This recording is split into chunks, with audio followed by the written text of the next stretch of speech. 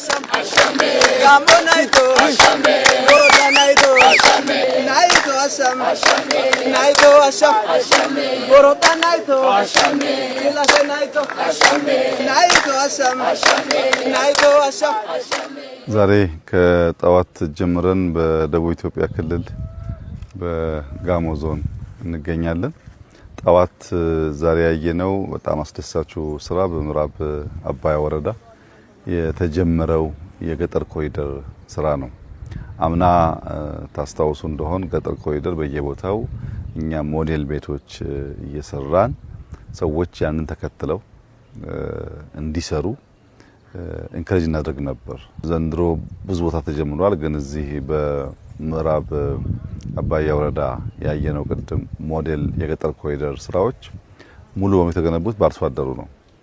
እኛ የማሰልጠን የጡብ ማሽነሪ የማቅረብ አይነት ድጋፍ ከማድረግ ውጪ ሙሉ በሙሉ ወጪው የተሸፈነው ስራው የተሰራው በአካባቢ አርሶ አደሮች ነው። ስለዚህ እኛ አርሶ አደሮች ሙዝ ተክለው ከሸጡ በኋላ እንደዚህ ያለውን ቤት መስራት ቢችሉ እንግዲህ በቤት ውስጥ እንዳያችሁት ቴሌቪዥን አላቸው፣ ስልክና ቻርጀር አላቸው። ከጓሮ ፍሩቶች አሉ፣ ዶሮ አለ፣ አሳ አለ፣ ማር አለ፣ ፍየሎች አሉ።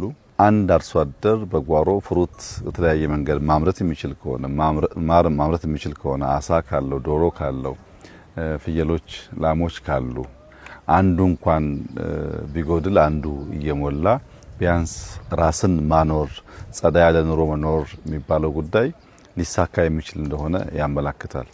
ንጽህና ካለ ጤና አለ፣ ምግብ ካለ ጤና አለ፣ ኦርደርሊ የሆነ ስርዓት ካለ ሰላም አለ። እነዚህ ጉዳዮች ከፍተኛ ግምት ሊሰጣቸው ይገባል። የዜጎቻችን ህይወት ይቀይራሉ፣ የአኗኗር ዘይቤያችን ያሻሽላሉ። ኢትዮጵያን ወደምናስበው ከፍታ ወደምናስበው መሻሻል የመውሰድ አቅም አላቸው። ሰው መብራት ሲያገኝ፣ ስልክ ሲያገኝ፣ መረጃ መስማት መለዋወጥ ሲችል፣ በጓሮ ምግብ ማምረት ሲችል ብዙ ጉዳዮች እየቀለሉ ስለሚሄዱ አርሶ አደሮቻችን በጣም መልካም ጅማሮ ጀምረዋል። ሊበራከት ይገባዋል፣ ሊሰፋ ይገባዋል። ከወጪ አንጻር እስከ 1.5 ሚሊዮን ገደማ ብር ነው የፈጀባቸው። እያንዳንዱ ቤት በዶላር ቢሰራ 10,000 ገደማ ዶላር ማለት ነው። ስለዚህ በውጭ ሀገር ያሉ ዲያስፖራዎች 10,000 ዶላር ለቤተሰቦቻቸው ቢልኩ እንደዚህ ያለውን ቤት መስራት ይችላሉ ማለት ነው። በጣም ትንሽ ብር ነው። ግን ቤቱ ሃይ ሲሊንግ ነው፣ ቅዝቃዜ ያለው፣ መኝታ ቤትና ሳሎን የተለየ ነው፣ ኩሽና የተለየ ነው፣ ለኑሮ ምቹ ነው። እኛ ጋር የነበረውን ትልቁን ክፍተት የሚመልስ አሰራርና የኑሮ ዘይቤ ያየ ነው። ይሄንን ኢንከሬጅ እናደርጋለን፣ እንደግፋለን። እንዲስፋፋ ከፍተኛ ፍላጎት አለ። ተባብረን ማስፋት ይኖርብናል። ሁለተኛ ያየነው የከሰል ማምረቻ ነው። ጥቂት ዓመታት በፊት ለኛ ኢንዱስትሪ ግብአት የሚሆኑ ከሰሎች ከውጭ ሀገር እናስገባ ነበር። እስከ 300 ሚሊዮን ዶላር ገደማ ከውጭ ገቡ ነበር። አሁን በሀገር ውስጥ እናመርታለን። ለኢንዱስትሪዎቻችን ግብአት ይውላሉ። አምና መጨረሻ አካባቢና ዘንድሮ አራተኛ ስናስመርቅ ነው። እነዚህ አሁን ያለውን ፍላጎት ይመልሳሉ። ተጨማሪ የሚገቡ ስላሉ ከኛም አልፎ ለውጭ ገበያ የማቅረብ እድላችን ሰፊ ነው ማለት ነው። የከሰል ምርቱን በሚመለከት የጥራት ችግር የለበትም። የልምድ ችግር የተሻሻለ የሚያድግ ጉዳይ ይኖራል። ትልቁ ገጥሞን የነበረው ፈተና ግን እዚህ ኢትዮጵያ ያመጡ የነበሩ ሰዎች በደቡብ አፍሪካ አምራቾች ነበሩ። ኢትዮጵያውያን ሆነው ደቡብ አፍሪካ ላይ ፋብሪካው አላቸው።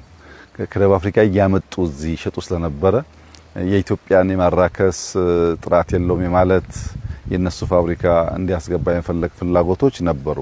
ያ ለምንድን ነው የሚለውን ስናይ ያው ሰዎች በተቻለ መጠን ዶላር ከሀገር ውስጥ ማውጣት፣ በዛ ዶላር ደግሞ ሸቀጦች ማስገባት፣ የነሱን መክበር ቅድሚያ ሰጥተው ያያሉ። ግን ጥሩ አይደለም። ለሀገር ለወል ጥቅም ቅድሚያ መስጠት ያስፈልጋል።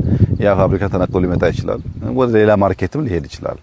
እኛ አንድ ፋብሪካ እዚህ ስንሰራ 100 ሰው 1000 ሰው የሚቀጥር ከሆነ ያ ኢምፕሎይመንትም ጭምር ነው ኤክስፖርት የሚደረገው። ፋብሪካ ውጭ ሆኖ ከውጭ መንገዛ ከሆነ ለሰዎቹ ነው የምንከፍለው፣ ዜጎቻችንን መቅጠር ሲገባል ማለት ነው።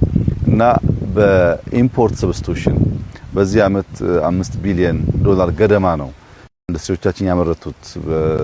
በዚህ ብቻ አይደለም፣ በሴራሚክ፣ በፖርስሊን፣ በሲሚንቶ በተለያየ ነገር ምርቶች እያመረትን በገፍ እናስገባ የነበሩ ጉዳዮችን እየተካን ያለነው። ከዛ ውጭ የፍሩት ፕሮሰስ ማድረጊያ ፋብሪካዎች እዚህ አርባ ምንጭ አካባቢ ተጀምረዋል።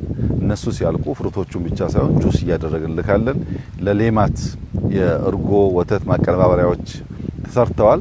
እነሱ ሲቀነባበሩ ጥሬውን ከምንልክ የተመረተው ምርት ለከተሞች ለማቅረብ እድል ይሰጣል እና በግብርና ዘርፍ በፍሩት ያየነው በገጠር ኮሪደር ያየነው ያን ወደ ኢንዱስትሪ ወደ አግሮ የመውሰድ ፍላጎትና ሙከራዎች ያየነው በጣም ተስፋ ሰጪ ነው። አርባ ምንጭ እንደው ጊዜ ታምራለች እና ጥሩ ጊዜ ነበር። ጋሞናይቶ አሻሜ ቦሮዳናይቶ አሻሜ ናይቶ አሻሜ ናይቶ አሻሜ